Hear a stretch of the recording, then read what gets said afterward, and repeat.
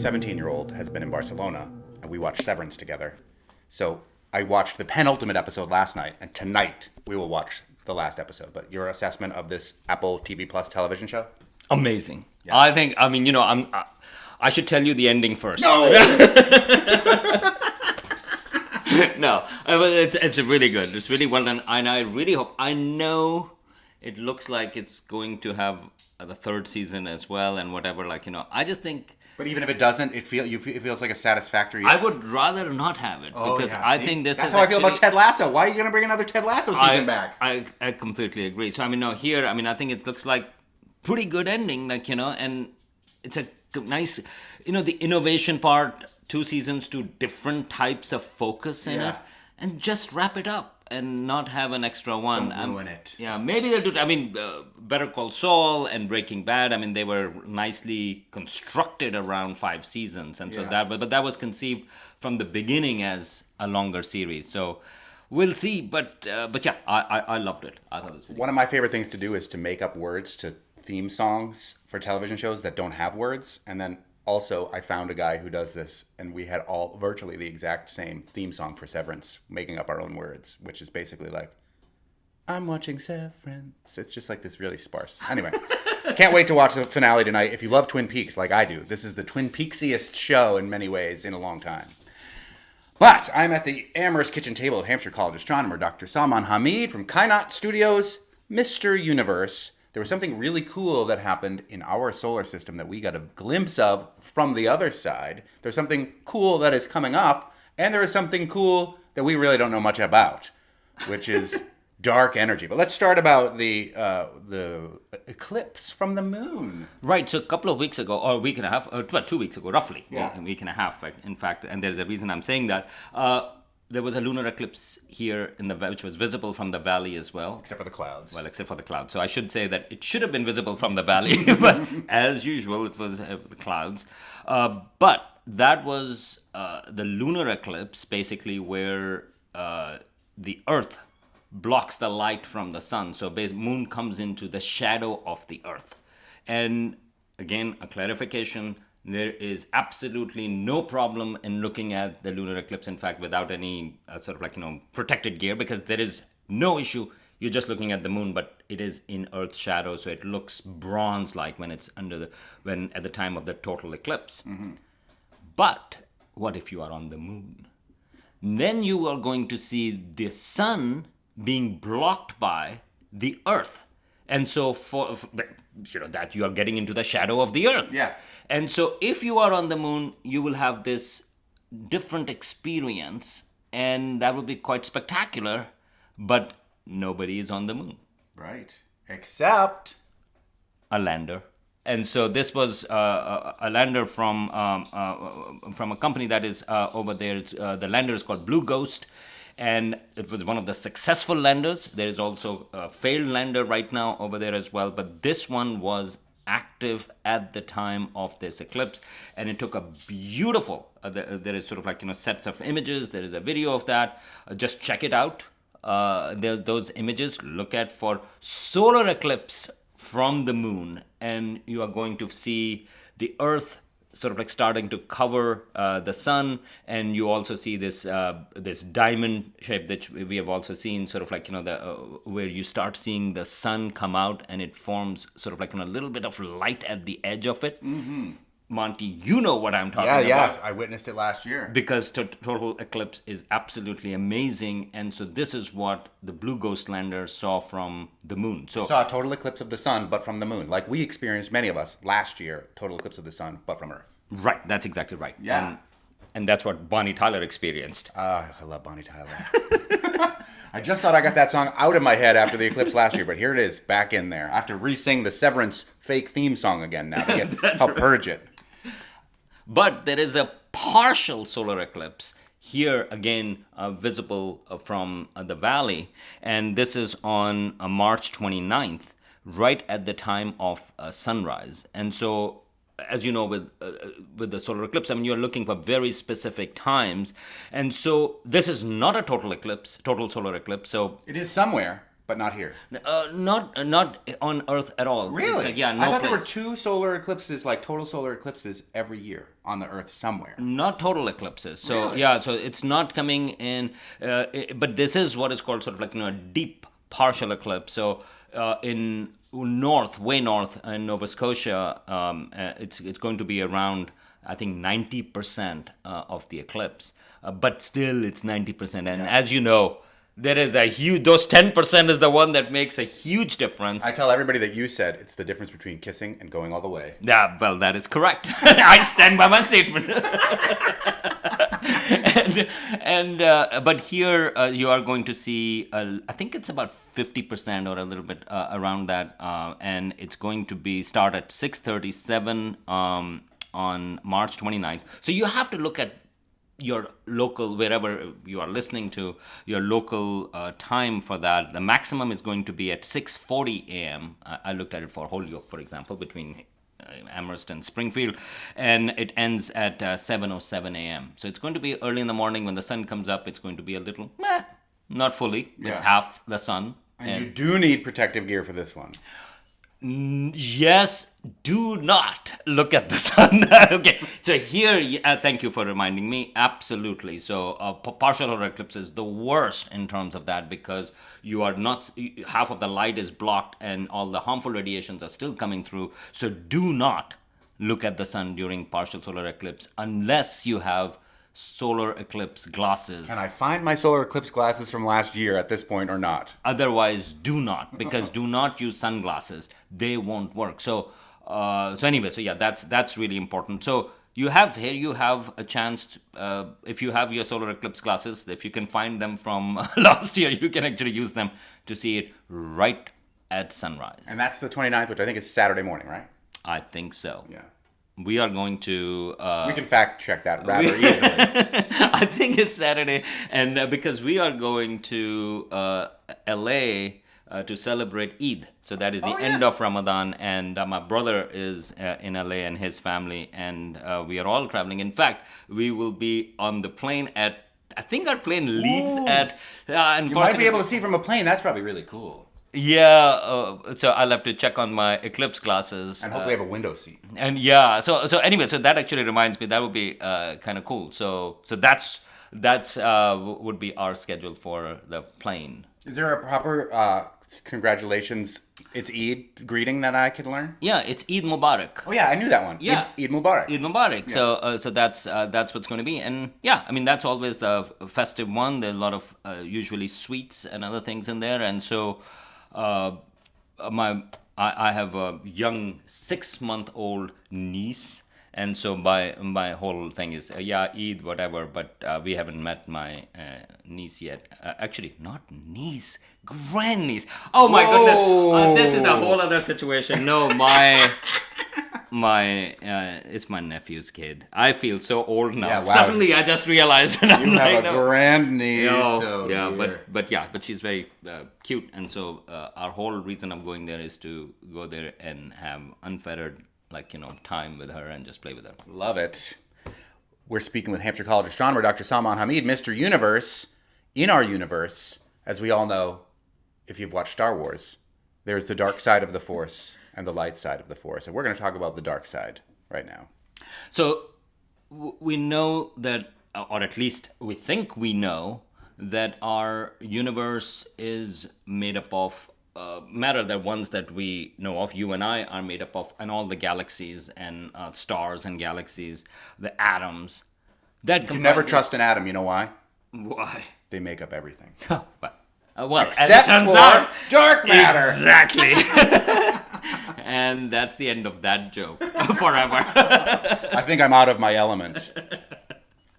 So everything that is made up of that we can see is only 5% of the universe. Which is crazy. Everything that we can observe of matter that we know only makes up 5% of the matter that we mathematically can measure. That's right. And we know that roughly around 25% is dark matter. This is matter that only interacts via gravity. But it is fundamentally different. It's not just that, oh, well, we just don't see it. Like, it's just like not as bright. No, it is fundamentally different type of matter. And so, but what about the rest, roughly 70%? Yeah, what about it? Well, that is something called dark energy. Uh-huh. Okay, now what is dark energy? So, It's like dark MAGA. I was trying to avoid politics this time, but okay. So in the 1990s, we knew since the 1960s that the universe has been expanding.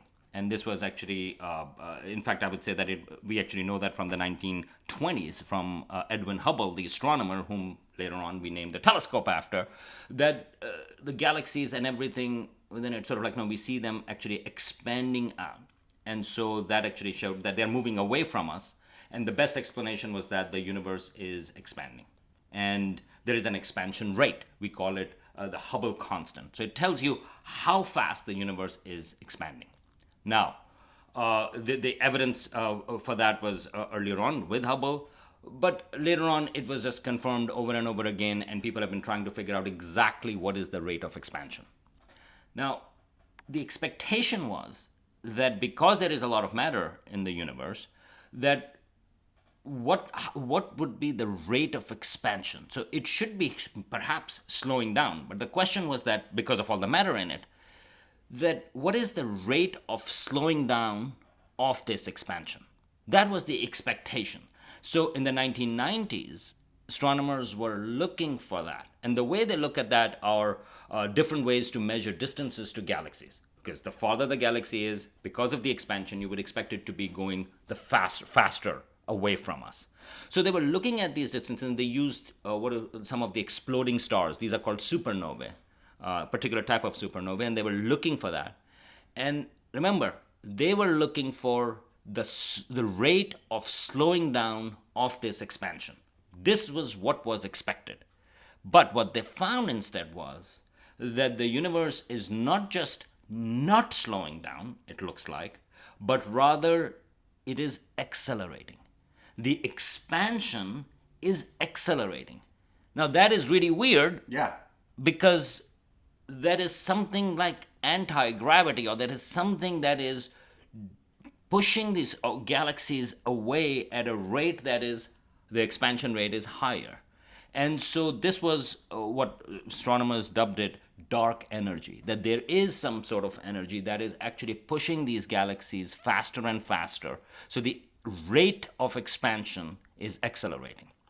And literally, and again, I was in graduate school at the time, we had to change our cosmology classes. Like, we took a class and it's like, there was some of the terms in general relativity, which we would ignore because we were like, oh yeah, it doesn't expand. But then suddenly it was like, oh, it is actually accelerating, so you actually need to have that. There is a history to that because this was something that Einstein had put in a fudge factor in his equations because he thought the universe would not be expanding. His equation suggested theoretically, in 1917, in fact, that the universe would be expanding. And he goes like, no. Like at that time, we didn't know that it was expanding. Same thing with black holes, where he was like, these theoretically could exist, but they probably don't. That's right. Turns out, you were right all along, Einstein. And so Einstein had put in this, what he called a cosmological constant. It was kind of like an anti-gravity thing to make the universe static. Yeah. It turns out, he was wrong. And later on, Einstein called it the greatest blunder of his life, so on and so forth. Scientifically. I'm sure there were other blunders which he didn't talk about as much. Yeah. But so then when this dark energy happened, so it was like, oh, so that the sort of like anti-gravity force, in some sense you can think about, that Einstein has used it as a fudge factor, and we all considered it as zero because we knew that the universe was expanding. It turns out maybe it's not zero. It is real, and it is actually causing this dark energy. And so that is called a cosmological constant. So meaning to say, whatever this accelerating force is, we now add that to our understanding of the universe. Mm-hmm. And so it is lambda, the Greek letter lambda, that is what it's called. And so the way we understand the universe now, the models, the most successful models, are called lambda CDM, meaning to say lambda is that cosmological constant, and cold dark matter. And so so dark matter we just talked about. So dark matter is there in the universe. Most of the matter is dark matter. And then you have this cosmological constant, which allows for the explanation for the accelerating universe. So people have been sort of like, no, okay, this is a very successful model. But astronomers, there are some things that have been bugging astronomers, which is always the case. Yeah. And so people have been trying to figure out, let's do sort of like a really large survey of galaxies and going back to this expansion rate. So how fast are they expanding? And try to really nail down some of the parameters. There are some issues with that. We don't have to go into the details right now, but they were trying to figure out with various surveys, and in the next couple of years, there's going to be a lot more results coming out nailing down these particular questions. So, but the recent result that came out was from Dark Energy Spectroscopic Instrument, or DESI. Like it? Now, here is the thing. Department of Secondary Education in Massachusetts. No, but if you are from South Asia, you would call it DESI, because DESI means actually sort of like, from the homeland. And so so usually if you're Pakistani, Indian, you go like, oh, is this person a Desi? Meaning to say, is it from there? Right. So Desi comes from, because Des is homeland. So I looked at that, I was like, Desi. No, but it's DESI. Anyway, so this is a telescope at Kitt Peak in Arizona, 4-meter telescope, and that actually did this survey. It actually, basically, it got information for close to about 15 million galaxies. And it is looking at how they are expanding. So it's a very precise observations of that. And they expected that it would be sort of like, confirmation of this cosmological constant.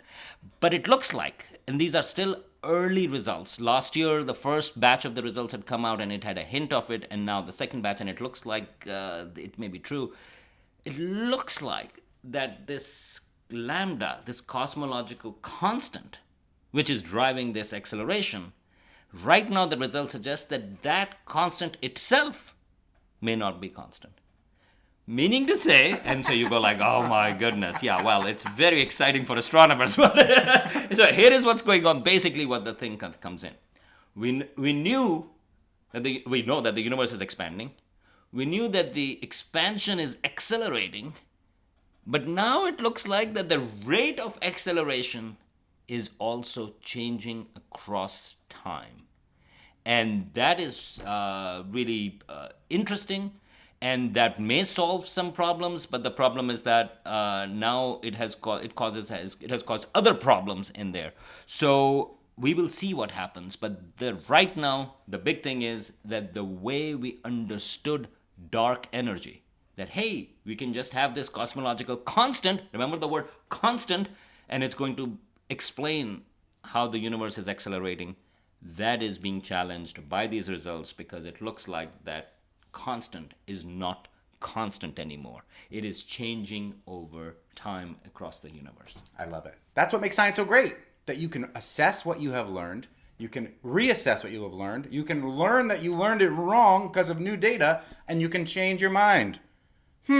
Right, and this is two things regarding that. And so when people say there are different kinds of results, we've talked about from the 90s, the other big discovery, of course, of the exoplanets, the planets around other stars. When people say, oh, scientists change their mind, one day this, one day that, there's nothing constant. Well, no. So, for example, that is the type of result that you go like, there are exoplanets. There is no uncertainty regarding the existence of exoplanets. In the same way about the universe expansion, that is something that is as close to a fact as it can be. It is expanding. But then you go to the edges of scientific discoveries where there are questions about it. So if you say, okay, do you want to bet your house on dark energy?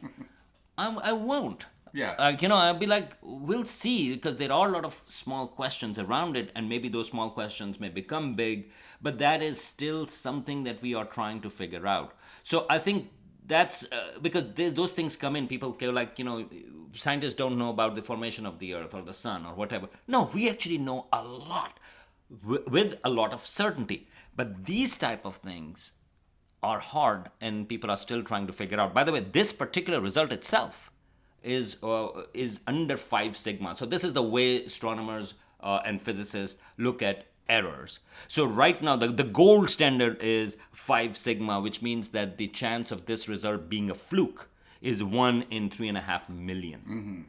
This is a little below that. This is a result where the chances of it being a fluke is about 1 in 50,000 or so, or something like that. So it's a little bit below that. Astronomers are fine with that. Physicists are not. So this is, again, a little bit of a subjective element of humans come in. So we are trying to figure it out, and that's the reason why there are other experiments that come in. The Vera Rubin telescope that's going to be coming out as well. There are a couple of telescopes in space. There are results coming out from other countries as well, including China. So right now we are getting into this new era of having a lot of information about tens of millions of galaxies, and that really will allow us to nail it down. But if I sum it, because I was thinking about how to think about these things, and with the political situation as well. Thanks for bringing it up, Monte. Before. Sorry. I mean, I was thinking we are a tiny planet in a galaxy, in the outskirts of our galaxy. I mean, we are not even thinking about sort of like, the center of our galaxy. We are about sort of like, 30,000 light years away from the center of our own galaxy. And when we are talking about mapping 15 million galaxies, what we are talking about is people from on a tiny planet and the outskirts of our galaxy looking at the entire universe, where we are looking at these galaxies, each of these galaxies containing hundreds of billions of stars, and we are mapping those and trying to figure out how the entire universe rate of acceleration has changed or not. I mean, that is actually a little bit crazy, insane, crazy. And we are talking about the universe that is 13.5 or 13.8 billion years old. So we don't have to worry about the next couple of years. I mean, yes, we should protest. Yes, we should resist. But it's also all the, it's a little bit like... You don't want to shut down the science and research that's being done on these very kinds of things. That's exactly right. So little things do matter. But perspective is also good. It's like the pale blue dot, what Sagan had said, that all the tyrants, all the dictators, and all those things have been fighting over the small, on this thing of this small speck of dust. Right. I think we are even less than that speck of dust when we think about whole cosmological perspective. But yes, all of these results, all of these things, those are done by National Science Foundation and NASA-funded things. So I hope we can still keep on learning from them. To quote Darth Vader, when talking about dark energy, never underestimate the power of the dark side. You can look at that either in measuring dark energy or in whatever political bent you would like. I didn't know Musk was in Star Wars.